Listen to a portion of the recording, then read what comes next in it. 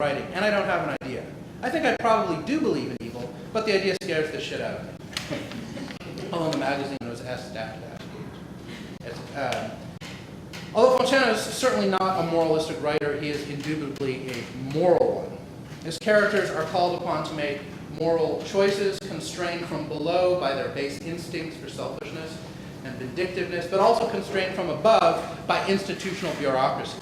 Each series in Fontana's trilogy, though very different in tone and setting, deal with how people should and do behave under the constraints of these deeply flawed institutions.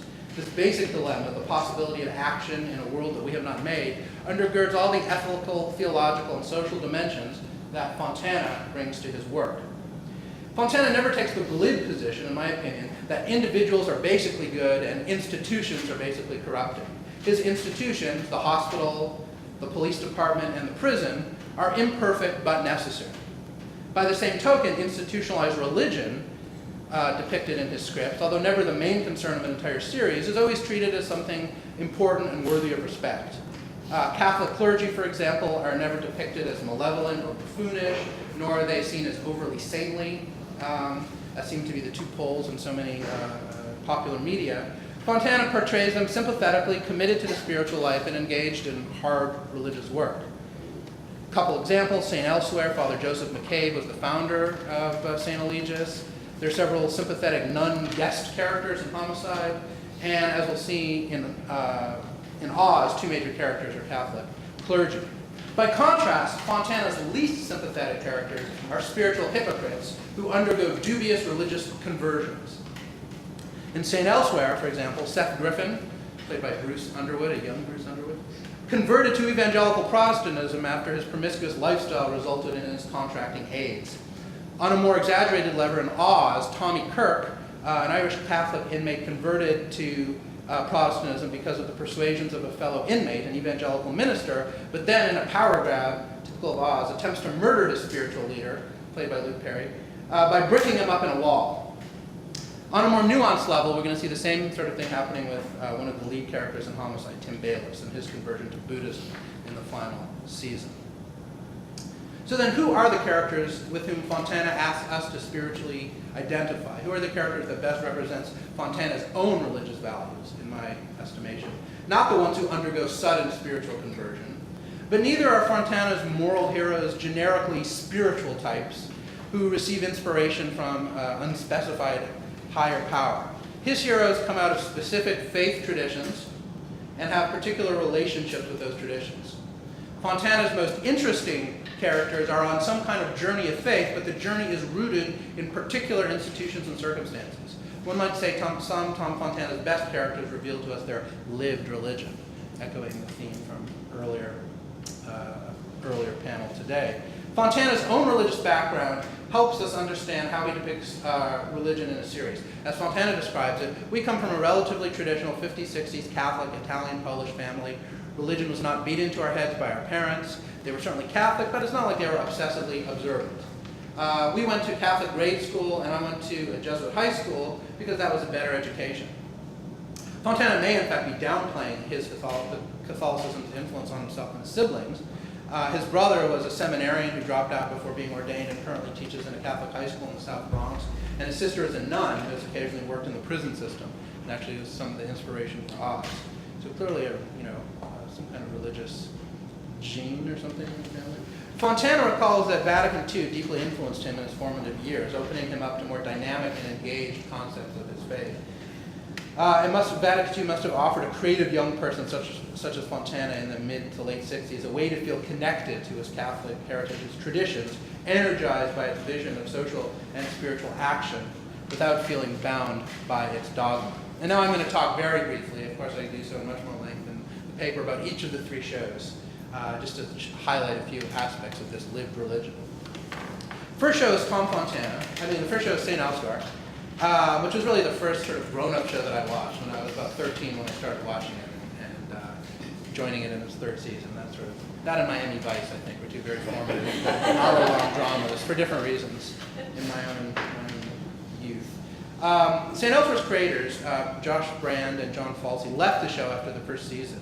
And the executive producer, Bruce Paltrow, then put Fontana and 2 other writers, John Macius and John Tinker, in charge of writing St. Elsewhere.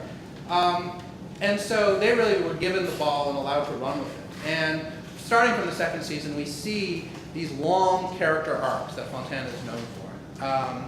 And focused, the stories are focused more on moral and religious trajectories. Fontana has remarked that that the religious differences between the 3 principal writers, right, he was Catholic, Macius was Jewish, and Tinker was a born-again Protestant, generated interesting discussions that in turn made possible scripts suffused with religious and theological issues. The 2nd season offered several multi-episode narrative arcs, notably the story of a masked serial rapist who terrorized female doctors and nurses. Fontana's recurrent themes of the possibility of forgiveness and the nature of evil were brought to the fore when that culprit was revealed to be one of the series regulars, Dr. Peter White, a handsome and charming young resident. White embodies what in Fontana's scripts is always the cardinal sin, lack of personal responsibility. For the 1st season, White blamed others for his mistakes in the ER, and he manipulated his friends. His self-pity and callousness were taken to violent extremes in the 2nd season. The well-remembered 3rd season closer, Cheers, is best known for its crossover with the NBC sitcom, when the doctors from St. Elsewhere visited the bar and Cheers. But the main story was quite interesting. It found younger doctors seeking spiritual solace in religious ceremonies outside their own faith tradition, not converting to something outside their faith, but simply getting some message. The Gentile Dr. Ehrlich went to a Passover Seder, and Jewish Dr. Fiskus went to an Easter service. Another well-known episode called Afterlife, Fiskus is shot in the ER, and while on the operating table, he travels to heaven, hell, and limbo.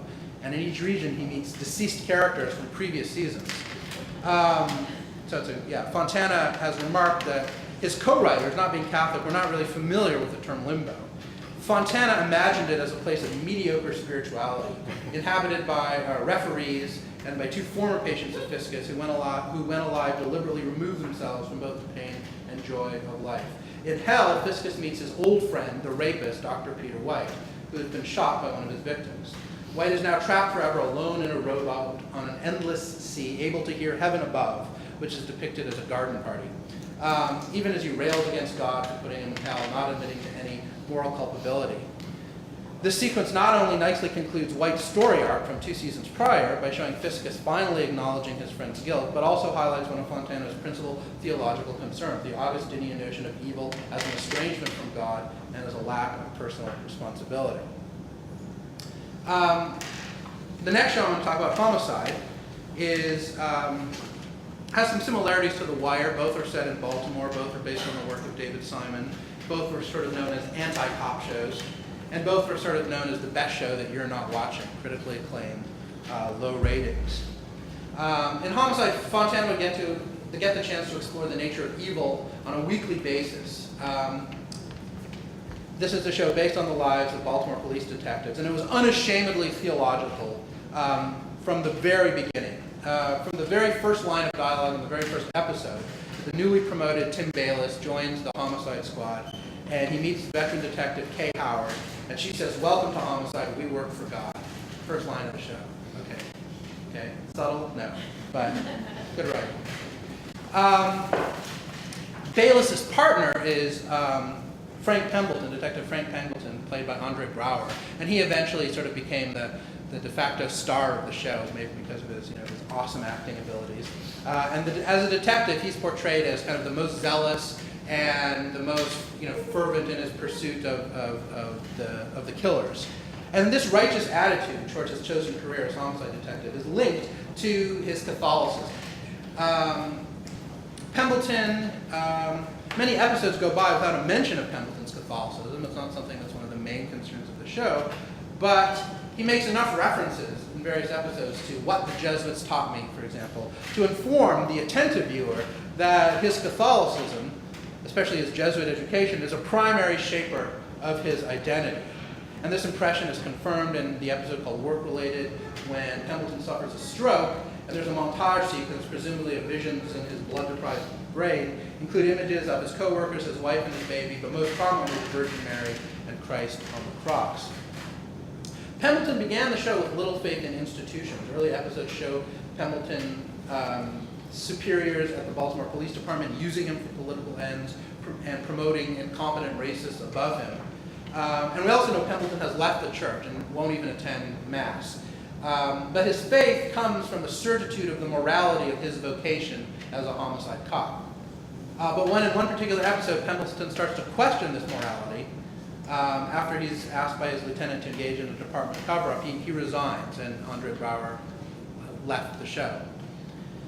So the final Pendleton-less season of Homicide seemed by some to have declined in quality, which may be attributed to newer, less compelling characters, or an emphasis on inter-office romance as Homicide became more conventional, or Fontana's preoccupation with his